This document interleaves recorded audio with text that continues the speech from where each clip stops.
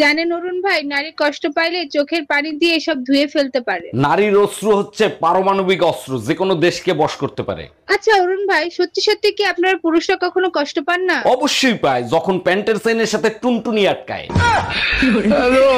অরুণ ভাই, আপনার ডাক্তার গার্লফ্রেন্ডের খবর কি? কালকে কি দেখা হয়েছিল? দেখা হয়েছে ভাবি, জীবনে মনে থাকলে কোনোদিন ডাক্তারের সাথে প্রেম করতে যাব না। কেন অরুণ ভাই, কি হয়েছে? আপনি আপনার মনের কথা খুলে বলেন নাই? মনের কথা খুলে বলছিলাম, সে একটা প্রেসক্রিপশনে কিছু ওষুধ লিখে নিয়মিত খাইতে বলছে।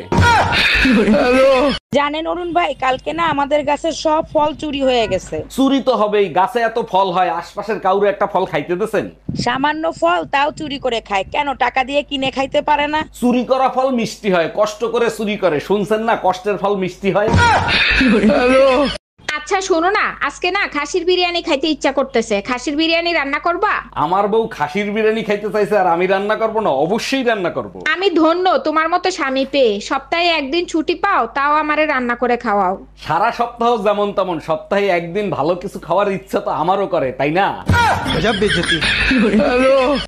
আচ্ছা সুমা, এদেশের ভালো কারা, আমরা আর মামুরা, এই প্রবাদ বাক্যটা এখন আর শোনা যায় না কেন?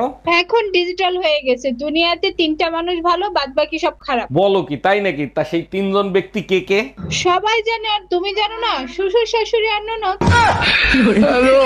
এই এত রাত হইলো কেন? কোথায় গেছিলা তুমি? গুরুর বাণী শুনতে গেছিলাম, গুরুজি বলছে জীব হত্যা মহাপাপ। খুব ভালো করছো, এবার চলো ঘুমাইতে যাবা। তোমার সাথে আর ঘুমাবো না, তোমার সাথে ঘুমাইলে অনেক জীব মারা যাবে। আমার নিচে অনেক জিদ জমা হয়ে আছে, ওগুলা তুমি মারবা না বাইরের লোক দিয়ে মারাবো? জানেন অরুণ ভাই, কালকে না আমাদের গাছের সব ফল চুরি হয়ে গেছে। চুরি তো হবেই, গাছে এত ফল হয়, আশপাশের কাউরে একটা ফল খাইতে দিয়েছেন? সামান্য ফল, তাও চুরি করে খায়। কেন টাকা দিয়ে কিনে খাইতে পারে না? চুরি করা ফল মিষ্টি হয়, কষ্ট করে চুরি করে, শুনছেন না কষ্টের ফল মিষ্টি হয়। আচ্ছা বলো তো, গৃহপালিত কোন প্রাণী সুযোগ পাইলেই শুধু কামড়ায়? এটা কোনো প্রশ্ন করলা? এটা তো একদম সোজা, মশা। আরে গাধা, মশা কি গৃহপালিত প্রাণী? আচ্ছা আরেকটু বলে দি, এরা সুযোগ পাইলেই কামড়ায়। ওরে কুত্তার বাচ্চা, আমার দিকে তাকায় আসোস কেন? ওটা তোর মা আর বোন। এই যে ভাইয়া শুনছেন, একটা হেলমেট দেন তো। হ্যাঁ বেবি বলো। বেবি, আমার কিন্তু ফার্স্ট টাইম, যা করবে একটু সাবধানে করো, আমার কিন্তু অনেক ভয় করতেছে।